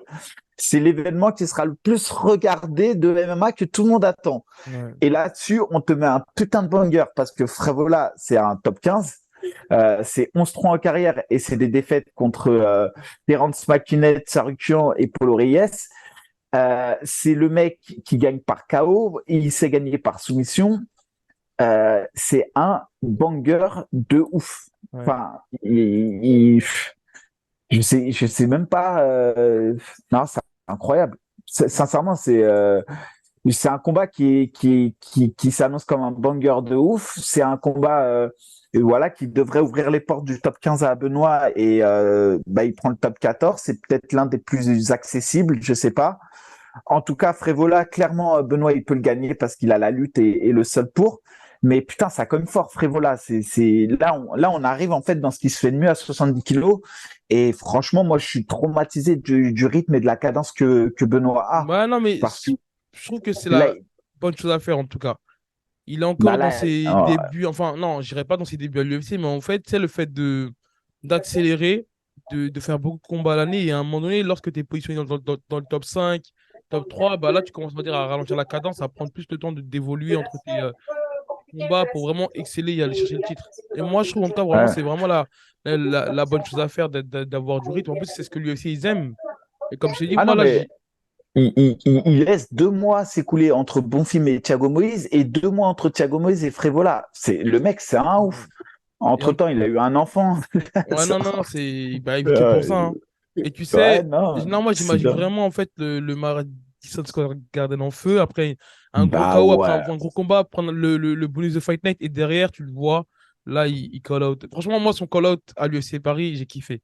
Quand il dit, il n'y a Non, pas mais un mec de la KT qui fait un 3x5 avec moi, donnez-moi le perdant de. Non, franchement, j'ai validé à 100%. Et donc là, en fait, ça va vraiment lui permettre de upgrader hein, et de se faire connaître mondialement, comme ouais, je là c'est mondialement, voilà, parce qu'en France, c'est déjà une star. Après, tu vois, c'est ça qui est ouf, c'est quand tu vois la différence entre lui aujourd'hui et comment dire, je suis obligé de faire un parallèle avec, par exemple, Fares? Benoît Saint-Denis. Et non, non, non, pas du tout. Fares, c'est autre chose. Mais avec Paddy Pimblett, tu vois. Ah, ouais, ouais. En fait, tu as un mec qui a 4-0 chez les lightweights qui va affronter le top 14 et tu as Paddy Pimblett qui a 4-0 avec des victoires archi litigieuses sur Mm. Jared Gordon. Tu regardes avant ça, il a affronté Levitt, Vandramini, etc. Donc, c'est pas des gros noms non plus. Et là, on le met contre Ferguson qui est au bout de sa vie. Et tu vois, en fait, tu en as un qu'on construit et on construit sa légende. Et tu en as un autre qui construit sa légende en allant au feu. Et tu vois, ça, c'est vraiment pour moi, pour ceux qui n'arrivent pas à comprendre le showbiz dans le MMA et l'importance du showbiz, tu as un Pimblet qui est 1000 fois plus connu et qui touche beaucoup plus d'argent que Benoît Saint-Denis, etc. Mais qui, on va dire, va pas écrire sa légende de la même manière que Benoît. Aujourd'hui, Benoît, clairement, on peut dire ce qu'on veut, mais il va chercher des gros défis et il y a peu de Français qui sont capables de maintenir ce rythme et d'aller chercher les défis comme il va les chercher. Donc, en tout cas, félicitations à lui, parce que je crois qu'il n'y a aucun Français qui a réussi à aller dans le top 15 de l'UFC à Non, mais 70, c'est même sûr. Bah oui, parce que tu vois, comme par exemple, tu regardes Cyril. Cyril, c'est la catégorie des poids lourds. Il prend la ceinture intérimaire. Ouais, jusqu'à présent, personne n'avait touché à une ceinture de l'UFC. Mais c'est vrai qu'en fait, on a tendance, en tout cas, le grand public a tendance à dire que la catégorie des lourds, c'est la plus facile, entre guillemets. En tout cas, c'est celle qui est le moins fournie, tu vois. Et la Dans le catégorie top 15, de, mais à partir du moment où tu arrives dans le top 5, ça reste dur. Tu vois ce Oui, que je veux non, te non, dire? bien sûr, Mais, là, je prends vraiment un aspect global. OK? Et en fait, la catégorie des lightweight, bah, c'est la catégorie qu'on appelle la catégorie de la mort. Et je me rappelle, l'an dernier, avant l'UFC Paris 1, on avait reçu Benoît et il parlait, il mentionnait déjà des noms du top 15, mais je me rappelle plus qui. Donc, ceux qui veulent voir, allez vérifier, hein. La vidéo, elle est toujours sur YouTube. Et je voyais que dans les commentaires, t'en avais qui disaient, tu sais, qui grillent un petit peu les étapes. Et là, en fait, il est en train de prouver que, bah, qu'il a raison et qu'il faut lui faire confiance. Donc voilà, en Bien tout cas, sûr. hâte de voir ce combat-là. Et c'est un gros banger, comme tu l'as dit.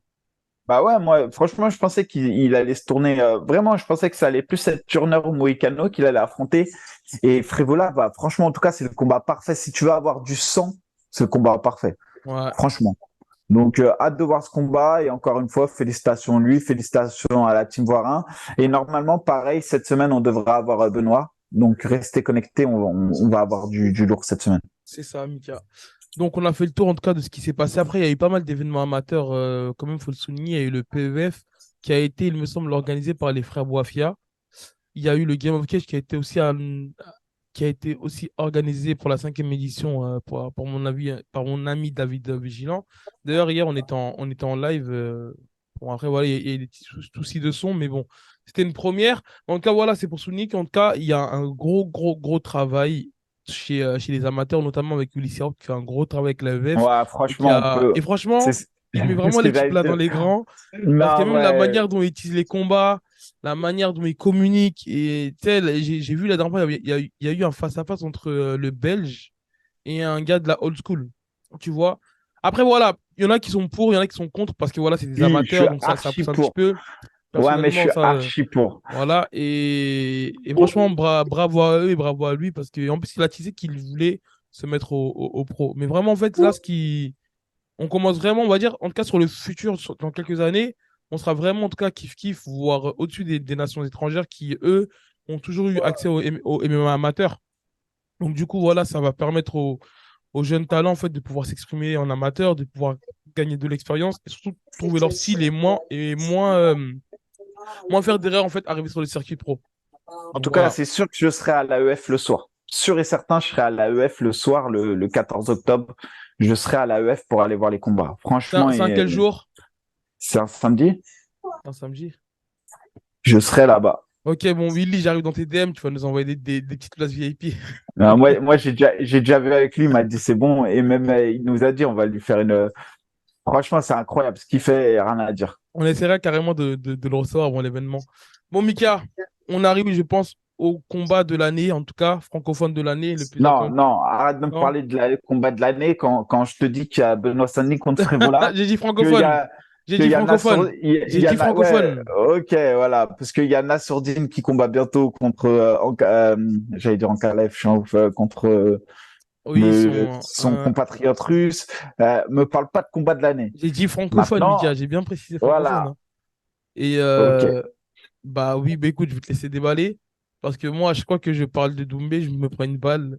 À chaque fois que je Non, parle, là, je plaisante. Non, écoutez, bon, écoute, on est sur la fight week de avant Paris. de parler de Doumbé, on va parler de l'adversaire qu'ils ont Bien sûr. trouvé pour Abdul Abdouragimov, Brad Wheeler. Ouais, j'ai vu que Donc, tu t'es exprimé là-dessus. franchement, je vais vous dire, parce que ça a mal été pris.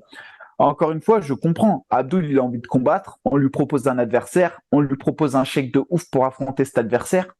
À quelle heure Abdul, il va dire non? On est d'accord. N'importe qui aurait accepté. Imaginez que je vous propose une bêtise, 70 000, 80 000 euros pour affronter un mec beaucoup moins fort que moi, mais j'y vais direct. Qui n'irait pas? Donc, encore une fois, je redis ce que je dis, c'est je dis le combat ne me hype pas du tout. Le combat qui est sur l'affiche de ce PFL-là est un combat archi déséquilibré. Brad Hooler, c'est quelqu'un qui a eu une belle carrière et j'ai du respect pour sa carrière. Il avait affronté des amis à moi, notamment un qui s'appelait Joely à l'époque. Et donc, ça veut dire que ça fait plus de 15 ans, 18 ans que je connais Brad Wheeler, parce que c'est le premier gala de MMA auquel j'ai accepté, auquel j'ai assisté. C'était en Angleterre. C'était un combat, je vais vous dire la date. Il avait affronté mon ami Joe Lema et c'était en 2010. C'est le premier combat de MMA auquel j'ai assisté, pour vous donner une idée. Donc, je le connais depuis 2010, Brad Wheeler. Ça fait 13 ans que je le connais. Donc c'est un combattant que je respecte. C'est un combattant qui est fort, il y a pas de souci. Mais il est fini, Brad Wheeler. Brad Wheeler, il est fini. Et Brad Ouais, Wheeler, et son dernier combat, ça remonte à 4 ans quand même, hein. Bah, à 4 mois, mais t'as vu contre Non, qui? il y a 4 ans. À qui? À Bradoulard? Bah oui. Non, il a combattu en 2019, par exemple, contre John McGuire et contre qui? Voilà, quoi. Faut regarder contre qui. Et les gars, Brad Wheeler, ce que je veux dire, il subit depuis quelque temps, je vais vous dire quelque chose, et c'est pas pour le vanner ni rien, parce que c'est pas de sa faute, c'est l'effet de la vie, mais c'est quelqu'un qui est passé par une dépendance de ouf à la drogue et l'alcool, et il a des jetons, comme pour les alcooliques anonymes, qui met, et là, son jeton, c'est genre, ça fait 18 mois que je suis clean. C'est pour vous dire l'état du monsieur, donc c'est, en fait, je comprends même pas qu'on puisse mettre ce combat. Ça a pas de Mais non, sens mais sportivement. tu sais, même en termes de Non, promotion mais et tout, quand même pour le on me dit PFL, que le ça fait pas PFL. Mais non, mais sérieux. justement, Mika, quand on me dit que le PFL veut concurrencer l'UFC, je me dis c'est On est vraiment d'accord. à des années-lumière, hein, juste par rapport à ce genre d'action Merci, AB. Merci. voilà. Bah merci, t'as tout dit. Et c'est là où je voulais en venir. Ça veut dire que, encore une fois, le PFL, je suis premier à les défendre quand Ngannou l'a signé là-bas. Je suis premier à dire que ça va peut-être créer un rapport de. Mais là, vous voyez bien que le PFL, il peut pas être à l'image de l'UFC. L'UFC, si vous avez un désistement, dans les 48 heures, ils vous trouvent un combat. Faut Et arrêter. en plus, il trouve un mec qui est à la hauteur, hein. Par exemple, le combat du Russe, là, j'ai oublié, qui est invaincu actuellement à l'UFC. Ils lui ont trouvé un gars ils lui ont trouvé un Brésilien. Bref, en tout cas, voilà, Non, mais c'était vraiment. le pire, c'est que Brad Wheeler, il a dit qu'il ferait pas le combat au poids, hein. Il a dit, vous me donnez un catchweight. Ça veut dire que lui, il est vraiment venu chercher un chèque. C'est encore une fois, c'est rien contre lui. Ce que je veux dire, c'est juste pour vous dire, les gars, entre le Ah, Mika, PFL, si t'avais appelé là, le PFL, tu serais allé ou pas? mais jamais, frérot, je suis pas prêt. Et moi, je combats pas pour l'argent. Tu vois ce que je veux dire? Je vais pas chercher un chèque. Même pour un J'ai chèque de jamais 50 fait ça. 000. Même pour un chèque de 50 000, frérot. Je vous jure, même pour un chèque de 50 000, je vais pas. Ça va 60 pas ou 000. quoi? Même 60 000, j'y vais pas.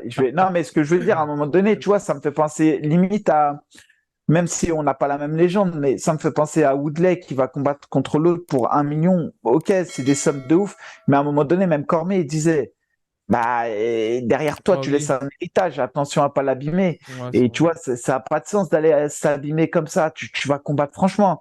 Et en tout cas, voilà, pour moi, encore une fois, tu as très bien résumé la chose. C'est ce qui montre la différence aujourd'hui entre le PFL et l'UFC. Et même le Bellator aurait pas fait un truc comme ça. Franchement, je pense pas que le Bellator fasse un truc comme ça. Ouais, bah, c'est malheureux. Mais écoute, en tout cas, l'essentiel, c'est que Abdul y combatte. Et comme on a dit, là, c'est un combat en Oui, welterweight ou en catchweight. Et derrière, en fait, le plus intéressant, ça va être de le voir briller, en fait, en non mais lightweight, en plus, déjà dans une nouvelle c'est pour ça que catégorie je et dans le dis, tournoi 1 million. c'est pour ça que je dis, c'est pas contre Abdul que je dis ça. C'est vraiment genre contre leur gars, ça a pas de sens. Maintenant, venons-en à l'analyse Jordan Zebo, Cédric Doumbé. Ouais, juste un petit Canadien quand même aux Français qui sont sur la carte, hein. Il y a dit Chouchan qui combat Luigi Vendramini et Anthony Salamone qui combat Jacob Nedo. Anthony Salamone qui est déjà à son troisième combat au PFL. Là, il est sur une victoire et une défaite. Donc voilà, ils Ouais, seront aussi c'est un sur la... gros défi hein, pour lui, hein. Ouais, C'est vraiment un gros défi, Jacob. Jacob, il est fort, ça tape fort. Après, on connaît la lutte de Salomon, mais en face, ça va vraiment être les oppositions qu'il aime pas trop. Salomon, c'est des gars qui punch dur. On l'avait vu au Brave, notamment son adversaire Jacob Nedo, et c'est vraiment quelqu'un qui a l'habitude de finir ses combats au premier round. Donc en tout cas, plus le combat va durer dans le temps, plus ça se passera bien pour Anthony Salamon. Mais attention au premier round, ça risque d'être décisif. Et pour Shushan, Vendramini, on l'avait déjà vu à l'œuvre, notamment contre Fares et ouais. contre Pimblet, pour ceux qui se souviennent. Il s'était incliné contre Pimblet, il s'était incliné contre Fares. Franchement, c'est accessible. Ça reste un challenge pour. Je pense que c'est l'adversaire le plus fort que Yazid Chouchan Ouais, je devra suis d'accord. affronter. Ouais. Mais je pense que c'est accessible pour Chouchan et il peut vraiment faire la perf de la soirée et ça peut être le combat qui le fait connaître du public français. Donc, franchement, pour le coup, Chouchan, on est avec toi et les yeux seront braqués sur ta performance et il y a moyen que tu tires ton épingle du jeu. Donc, force à toi, mon gars. C'est ça, Mika. Donc, on peut passer quand même au main event. Monsieur Jordan Zebon contre Cédric Doumbé. Déjà, dites-nous ce que vous en pensez dans les commentaires. Mika, je te laisse la parole sur ce combat-là. Qui est le grand favori de ce combat? Non, grand favori, je pense pas. Faut oublier. Maintenant, je vois bien un 60-40, voire 65-35, c'est-à-dire un deux chances, deux tiers. Je vois bien 2 chances sur 3, 66-34 pour les matheux. C'est-à-dire que je vois bien Doumbé s'imposer dans ce combat. Pourquoi? Parce que Doumbé, pour moi, il a vraiment l'expérience des grands rendez-vous. Au Glory, il a toujours été prévent dans les grands rendez-vous. On sait qu'il sait gérer la pression. On sait que son trash talking, il l'a toujours assumé. Et voilà. En vrai, on sait qu'il sera présent au grand rendez-vous et que le stress ne va pas forcément le miner. C'est quelqu'un qui est galvanisé, je pense, par ça, qui aime le combat et qui aime tout ce qu'il y a autour du combat. Sur les performances MMA, je vous le dis clairement comme je le pense. Je pense que Zebo a plus d'armes dans son arsenal que Cédric Doumbé et c'est là que ça peut faire la différence.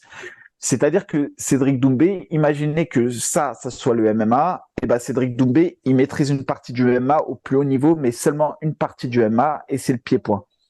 Et on va dire que Zebo, il est peut-être moyen en striking, il est très bon en lutte, et il est bon au sol. Et donc pour moi, le combat, il va jouer là-dessus. Il va se jouer sur une opposition de style comme on a pu voir il y a 20 ans dans le MMA, c'est-à-dire entre le striker d'élite et le lutteur. La seule chose l'inconnu que je connais pas, ça va être le game plan de Jordan Zebo et savoir est-ce qu'il a travaillé son sol. Moi, c'est ma seule grosse interrogation dans ce combat, c'est-à-dire que si Zebo vient avec le même sol qu'il avait dans les précédents combats, j'ai peur que ça suffise pas pour lui, parce que c'est quelqu'un qui lutte très bien, mais c'est quelqu'un qui est pas ouf au sol et qui a du mal à soumettre et qui a du mal à développer son ground and pound. Cédric Doumbé, lui, c'est quelqu'un qui frappe fort et on le sait dans un combat. Aujourd'hui, ce qui compte, c'est les dommages. Donc, même si le combat va à la décision et que Zebo n'a fait que lutter, ça ne marchera, ça sera pas suffisant pour aller gagner le combat à décision. Par contre, encore une fois, je le dis, j'insiste là-dessus, boxer en ayant peur d'aller au sol et boxer après s'être relevé d'une amenée au sol, c'est plus la même chose. Vous êtes fatigué, vous avez peur d'aller au sol, vous n'avez pas les mêmes appuis, vous avez la crainte, etc. Et c'est ce qui va rendre le combat excitant au final. C'est qu'on va avoir un Cédric Doumbé qui va essayer de boxer comme il sait faire, mais tout en respectant la lutte de son adversaire. Et on a un adversaire qui va essayer d'aller lutter, de faire semblant de boxer, parce qu'on sait qu'il va pas aller boxer, pour aller lutter et garder le combat au sol pour fatiguer son adversaire. Et le but, maintenant, c'est de savoir qui des deux va réussir à gérer l'effort. Et je pense que Zebo a aussi un autre atout dans son jeu, c'est que je pense qu'il a un meilleur cardio.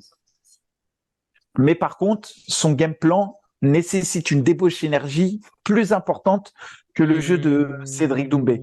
C'est-à-dire que Cédric peut boxer facilement 15 minutes, mais c'est compliqué pour Zebo d'aller faire 15 minutes de lutte, même avec le meilleur cardio du monde. Donc voilà, en fait, c'est toutes ces données qui font que le combat, vraiment, je vois un 65-35 et que ça va être un combat archi intéressant. Là, je rebondis sur le facteur cardio, Mika. Je suis d'accord avec toi. Pour avoir suivi chaque combat à l'époque du Glory lorsqu'il était champion, même avant qu'il soit champion, hein, Cédric, en fait, il a un problème. C'était arrivé au troisième round, il avait une grosse. En fait, si tu veux, le Glory, en fait, bah, c'est des formats de 3x3 ou des formats de 5x3 minutes. C'est-à-dire que sur les matchs de championnat, j'allais dire Cédric, il prenait les 3 rounds et deuxième, quatrième, troisième, quatrième, cinquième round, il était sur de la, voilà, il était un petit peu sur de la récupération. Son adversaire, il reprenait le dessus et tu vois que dans les dernières minutes du dernier round, c'était vraiment compliqué. Donc, tu sais, il était stratège. Il prenait les 3 rounds et des fois, il laissait filer l'avant-dernier et le dernier round. Après, il y a eu quand même une amélioration de sa part. Je crois que c'est au moment où il s'est entouré de son préparateur physique, là, Valentino, là. Voilà, il y a eu une amélioration de sa part au niveau de la condition, au niveau des finishes, il mettait pas mal de KO. Maintenant, sur son dernier combat face à Pavel Klimas, on a vu qu'il a eu De ouf. une baisse de régime. On a vu qu'il a eu une baisse des régimes. Je ne veux pas trop rentrer dans l'analyse technique, mais je trouve qu'il y a eu vraiment de grosses failles de sa part sur des positions, sur des placements au niveau des underhooks et tout. Et en fait, si vous voulez, parce que les gens, ils voient que le 4-0 de Jordan. Ok, les gens vont voir que ces combats à l'arrêt, mais Jordan, il a quand même un passif en amateur. Il a déjà fait les IMAF et tout. C'est-à-dire que Jordan, il est déjà fixé sur son style. Il sait ses points forts, il sait ses points faibles. Cédric, tout à l'heure, tu disais qu'il maîtrise le pied-point, mais je ne pense pas. Là, actuellement, Cédric, il maîtrise que la boxe anglaise. Son pied-point, bon, arrête, ça a toujours été un gars qui a été plus boxe que pied-point, même Oui, lorsqu'il était au Glory. Mais Bon, pour il moi, y il a a des pas. sacrés low kicks. Non, mais Oui, mais pour il a moi, quand même. il a pas encore trouvé en fait son équilibre, Cédric. En Maintenant, MMA, tu veux dire? ouais, en MMA, bien sûr. Maintenant, l'avantage, c'est que Cédric, il a une manière de boxer. C'est pas un Alex Pereira, c'est pas un Adesanya qui se tient droit où tu as de la place pour lui rentrer dans les jambes. Il a vraiment les appuis bas, il a le centre de gravité bas. Ça veut dire, en fait, ce qui lui permet de se proler facilement et de défendre la lutte un peu plus facilement. Maintenant, est-ce que, comment dire, est-ce que Jordan va réussir, on va dire, à trouver les failles? Je pense qu'il y a de grandes chances. Sur le papier, on peut dire un 60-40 pour Cédric, parce que comme tu l'as mentionné tout à l'heure, il a l'expérience des grands rendez-vous. Voilà, ça reste un kickboxer d'élite. Et pour moi, c'était le meilleur kickboxer, hein, l'un des meilleurs kickboxers du monde. Faut pas quand même minimiser sa carrière, mais c'est un nouveau sport. Oui. Et en tout cas, de ce que j'ai vu moi jusqu'à présent, je ne suis pas en tout cas encore satisfait de ses performances. Parce Non, que, moi, je ok, suis. c'est un nouveau sport, mais pour moi, enfin, la manière dont il se vante et les performances que j'ai vues, pour moi, il aurait dû faire limite rouler sur ses adversaires. C'est-à-dire soit éteindre le combat dès les premières secondes, ou voilà, par exemple, contre Chai, et même si je le disais que c'était la première fois qu'il combattait dans un octogone, donc du coup, le fait de cadrer, bah, c'est un autre travail. Mais contre Chai, il a eu du mal. Je crois que c'est à l'appel du troisième round ou du deuxième round que l'arbitre il arrête le combat. Mais voilà, on l'a vu quand même qu'il frappait fort, mais qu'il a pas encore trouvé, on va dire, son équilibre en MMA. Donc, j'aurais pas de pronostic à dire honnêtement. Mais en tout cas, quand tu regardes derrière le trash talking, franchement, il y va pas de main morte. C'est fou. Mais il y a Attends, vraiment. ouais, on va revenir sur ce qui entoure le combat. Et pour revenir sur le combat, déjà, quand tu regardes les kickboxers convertis, kickboxers ou mecs du pied-point convertis au MMA, là, j'ai deux exemples qui me viennent vite fait en tête, mais il doit y en avoir plus. J'ai Cyril Gane et Pereira.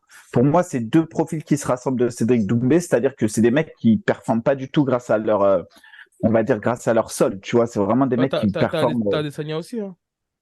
Ouais, Adesanya, mais c'est différent parce qu'Adesanya, il s'est quand même beaucoup, beaucoup entraîné en MMA. Il le disait Ouais. que quand il faisait du kick, il faisait déjà du MMA. Mais quand vous regardez les palmarès, par exemple, de Pereira en MMA et de... Le mec, c'est des KO, comme tu dis, au premier round, premier round, premier round. Quand tu vois ce que Cyril fait à son cinquième combat du MMA, vous voulez que je vous dise le nom du cinquième combat du MMA, c'est où? C'est à l'UFC. Et c'est sa deuxième victoire à l'UFC. Il avait déjà la ceinture du TKO. Donc c'est juste pour vous donner une idée de où ils étaient. Son cinquième combat à... Comment dire, le cinquième combat de MMA Pereira. de Pereira, c'est à l'UFC. Ouais, ce que je veux dire, c'est contre Bruno Silva ou je sais pas qui. Donc, il faut remettre dans le contexte à un moment donné, genre, où on est à 5-0 quand on est vraiment, genre, pour vous donner une idée, quoi. Donc, c'est pour ça que déjà, on peut pas comparer Doumbé avec Pereira ou Cyril Gane actuellement. C'est pour ceux qui me comparent ça, je vous le dis, vous pouvez pas comparer. Maintenant, Cyril Doumbé, encore une fois, je le redis, je respecte sa carrière en pied-point. C'est incroyable ce qu'il a fait. Pour moi, c'est le tueur à gages, etc., etc. C'est important de le dire parce que derrière, j'ai pas du tout le même respect pour ce qu'il fait en MMA. Aujourd'hui, ce qu'il a fait en MMA, pour moi, c'est digne d'un parcours amateur qui est propre, mais qui est pas ouf. Au même type que Zebo. C'est-à-dire que si vous glorifiez de ouf ce qu'a fait Doumbé dans le MMA, mais alors il faut faire au fois deux ce qu'a fait Zebo dans le MMA. Tu vois ce que je veux dire? Ou alors ce que fait Baki dans le MMA, c'est le top du top. Donc c'est pour ça que je dis il faut pas confondre les deux sports, c'est deux sports différents. Et la deuxième chose qui m'inquiète un peu dans l'entourage de Doumbé, mais je sais pas si c'est volontaire ou pas, mais c'est que en fait je vois très peu de personnes du MMA qui gravitent autour de lui. Hmm. Il y a Boris, très bon coach de MMA qui enseigne notamment à la Hatch Academy, qui Bah, s'occupe de là, lui en il a MMA. rejoint la Jack Academy, je crois, non? Donc, enfin, il a son Ouais, staff. mais il a Il- son staff et il s'est entouré un peu de Boris et il va faire des sparring, Mais en fait, si etc. à tu la veux, Hatch Mika, il Academy. a le même staff qu'il avait au Glory, hein. Enfin, c'est des gens qui Voilà. sont autour de lui, qui lui font de la patte d'ours. Après, il va. Mais c'est Carrément, ce moi, qui je le. m'inquiète. Hmm. Moi, c'est ce qui m'inquiète. C'est-à-dire que même son prof de sol, Mehdi Hotman, c'est un mec du sol pur. Mais Mehdi Hotman, en termes de combattant MMA, moi, j'ai jamais vu former quelqu'un combattant du MMA. Je sais qu'il tourne bien, Mehdi Hotman. Il est chaud au sol, il n'y a pas de souci. Mais je me pose des questions sur la lutte Est-ce que je l'ai déjà vu à un cours de Maxime François? Non, je l'ai pas vu à un cours de Maxime François. Est-ce que j'ai déjà vu Doumbé lutter avec des lutteurs et des gars du MMA? Bah non. Alors je ne sais pas ce qu'il communique et ce qu'il communique pas. Mais j'ai l'impression que son staff MMA pur, il est vachement réduit et j'ai l'impression que il reste avec cette culture du kickboxing pour préparer le combat du MMA. Et c'est là où je doute un peu parce que je pense qu'il faut savoir se servir de ses aptitudes de kicker, mais il faut se réinventer de ouf. Et en tout cas, voilà, moi, mes pronostics, ils bougent pas. Je vois quand même un 65-35 pour Doumbé, parce que grosse expérience. Et en termes de pied-point, c'est quelqu'un qui peut éteindre la lumière sur n'importe quel moment des 3 rounds. Maintenant, si Zebo met en place son staff et qu'il a évolué au sol, vraiment, ça, c'est pour moi, je sais pas s'il l'a travaillé ou pas. Ça, il y a que toi qui peux le savoir. Mais je pense qu'il peut battre. Maintenant, ça passe par là. C'est ces deux conditions. Voilà, pour le Ouais, non, combat. ouais. Écoute, bah moi je vais être honnête, hein, je le répète, j'aime bien l'athlète, j'aime bien les performances qu'a fait Doumbé au Glory, mais voilà, ça ne m'empêche pas que j'aimerais voir en fait la victoire de Jordan, juste pour voir comment Doumbé va réagir, qu'est-ce qu'il va dire après tout ce trash talk. Parce qu'il Non, a, bah après, franchement, il a au-delà de fait ça, non, mais d'accord, mais Jordan, ça reste ton gars sûr quand même. Tu t'entraînes avec lui, donc. Oui, on n'est pas de la même catégorie, mais franchement, Jordan, pour vous dire en fait, bah oui, ça c'est un partenaire d'entraînement. Et même humainement, je te jure, Jordan, il n'y a pas plus discret que ce mec, Mika. Je te jure, il est toute la journée à l'entraînement. Bon, même si, bref, il est toute la journée à l'entraînement, il s'entraîne, il fait ses coachings, tu sais, il embête personne. Je te jure qu'il peut être dans une pièce, on peut être là, faire un débat sur peu importe. Le mec, il est derrière, et moi, il fait pas de bruit. Et honnêtement, humainement, c'est une crème, tu vois. Et j'en suis Non, sûr que le trash talking de Doumbé, comme on a vu que ça a pu titiller Nassour, au point où il a mis un tweet, il n'y a que les montagnes les qui ne se montagnes qui rencontrent se pas. rencontrent pas. Jordan, je te le promets que Jordan, ça le fait sourire. Vraiment, ça le fait sourire, ça ne le Mais je lâchera pas. comprends. D'ailleurs, j'ai pas compris ça. C'est il y a quoi cette vidéo? Parce que la vidéo, je l'ai vue. Et pourtant, la source, c'est mon gars sûr, hein. Mais elle m'a fait rire la vidéo quand même. Ouais, mais non, Ça mais m'a fait sourire. Mais j'ai c'est pas vrai compris qu'il y a en des fait choses c'est quoi. qui sont un petit peu rabaissantes. Non, mais bien sûr, mais t'es obligé de, faut pas mentir, elle m'a fait sourire la vidéo sur certains trucs, pas sur tout. Mais j'ai pas compris en fait, c'est lié à quoi? C'est parce que quand à l'UFC on lui a posé la question sur Oui, Baki. c'est parti de là en fait. C'est parti de là. En fait, si tu veux, Doumbé, il avait déjà auparavant fait un commentaire sur Strickland et Nasruddin. Nasruddin, il avait déjà réagi, je crois, sur un tweet. Donc derrière, Nasruddin, on va dire, il se venge un petit peu. Lorsqu'on lui pose la question, qu'il y a du monde, il dit je vais me faire des ennemis, mais Baki lui roule dessus. Donc Doumbé, il avait. Après la réalité c'est que je Il fait pense des que trucs de non ouf. mais je pense que Baki comment dire, il gagne Doumbé, hein. Oui, bah Faut pas, franchement, il y a. faut arrêter de mentir. Je vois les sessions d'entraînement de Chimaev avec Doumbé, avec Baki, les Ok. gars. Faut arrêter à un moment donné. T'as des croustilles? Non, j'ai pas des grosses teams, mais de ce que se dit en off, tu vois, Hmm. Clément me dit c'est solide de ouf, Ah tu vois. oui, Mais j'allais j'ai parler d'autres avec gars. lui. Ouais. Il y a des gars qui tournent avec lui comme Reda Mekbouche. Mais Reda, il a archi fort au sol. Il m'a dit Baki, c'est une force de la nature. Ouais, ouais. Et il y a beaucoup de gens qui me disent ça. Et à un moment donné, quand tout converge vers la même chose, même Oui. Taylor m'avait dit Baki, c'est un monstre. Il m'a dit Ouais. physiquement, c'est dur, tu vois. Donc tout converge vers la même chose. Et je crois que vraiment Baki, c'est l'un des plus gros Ouais. espoirs du MMA français. Non, mais En tout écoute. cas, le trash talking était quand même bon dans l'ensemble. Même le matelas qu'il a fait livrer, ça m'a fait rigoler. Même non, mais il y a plein de choses qui me font rire. Maintenant, on va Non, voir. la dernière vidéo, Et là, quand il a utilisé l'IA, là. Ça, en fait, il a pris une partie ah ouais, avec enfin pas la vidéo de il prend des baffes là, c'est ça. Non, c'est une vidéo, en fait, il a pris l'interview de la sueur avec Jordan, et en fait, il a modifié les voix. Et en gros, c'est l'interview, en gros, d'après combat, et Jordan, il dit qu'il s'est pris un KO, qu'il était dans les combats pendant le chute. J'ai même pas vu. Franchement, je Mais te je jure, rigole hein, vraiment. Franchement, il est fort. Franchement, ils ont une bonne c'est fou. équipe. Non, mais c'est fou ce qu'il fait. Déjà, il le faisait à l'époque tout seul. Je me rappelle contre Murtel Grenard. Tu sais, il y a un truc qui m'avait fait rire. Et en fait, il avait fait un montage. Et il se moquait déjà de son adversaire parce qu'il Murtel Grenard, il allait combattre contre Doumbé pour le titre. Et il disait que. Mais tu sais que attends, ah vas-y, pardon, vas-y. Non, vas-y, je t'écoute. Non, j'allais dire, tu sais que je crois que Ngannou il sera à Paris, hein. Ah ouais? C'est pas Ouais, et je impossible, hein. crois, et la pesée, elle a lieu dans les locaux de RMC. Et je me disais, Ah, imagine dans la bien. pesée, dans la pesée, t'as Dans la Ngannou, pièce. ouais, t'as Ngannou dans la pièce, t'as genre Doumbé dans la pièce et t'as Lopez dans la pièce. Mais Pour rire, d'ailleurs, pour rire, apparemment, il y pour aura rire. vous l'aurez entendu ici sur le Weekend Amy Show, apparemment, il y aura un petit croussi qui se prépare. Je n'en sais pas trop plus, mais je crois qu'ils vont essayer de faire un petit face-off, en tout cas, un Un combat, petit on va quoi? dire, un petit face-off entre deux combattants ou entre une personnalité et un combattant, un Suédois. J'en sais pas plus, mais ils vont essayer apparemment de faire un face-off sur la Fight Week. On verra. Mais Donc, qui ça, le PFL? le PFL, ouais. Le face-off, c'est qui? Je sais C'est. pas pour le moment, je te jure. En tout cas, c'est un combat, on va dire, un peu qui sort du lot, quoi. Ah ouais, je sais pas, c'est chelou, je vois Ouais, pas de pseudo. ouais, ouais. Ah, si, j'ai compris. C'est le. Comment il s'appelle le Renoir là? Du tournoi à 77? Non, non, non, c'est pas un Sidi mec qui Bou. est. Non, je crois pas, Mickey. Franchement, je te jure, je sais pas. Je dis juste, en tout cas, si on voit, on va dire, un combat annoncé, genre un combat, comment dire, un combat comme, tu sais, genre entre deux youtubeurs ou un truc comme ça, c'est pas impossible qu'ils le fassent, le PFL. Ok, bon. En tout cas, les gars, je vous le dis, au PFL, on sera tous devant, faut pas se mentir. C'est le combat qu'on attend tous et j'ai Mm. hâte de voir ça. Et Moi, j'ai voilà, je hâte crois aussi, j'ai hâte on a aussi fait de. une belle Ouais. émission et bien. Oui, Vas-y, on a vas-y. fait. D'ailleurs, il y a Aldric qui nous a répondu, donc on verra à quel moment on le fait. Mais en tout cas, moi, j'ai hâte de voir le show qu'ils vont faire. C'est même en termes d'entrée, en termes d'organisation, en termes de fight week, on verra ce qui est, voilà, le show qu'ils feront, même la manière dont ils vont accueillir les athlètes et tout ça. J'ai hâte de voir s'ils vont mettre les petits Ouais. plats dans les grands. Ouais, je pense, ouais, franchement, je pense qu'il faut pas s'inquiéter. Après, c'est au Zénith, donc c'est un peu plus petit, faut pas. Après, les gars, vous avez bien vu quand même, même au Bellator, c'était exceptionnel. Le Bellator, pour moi, il y a vraiment l'UFC, Bellator, PFL.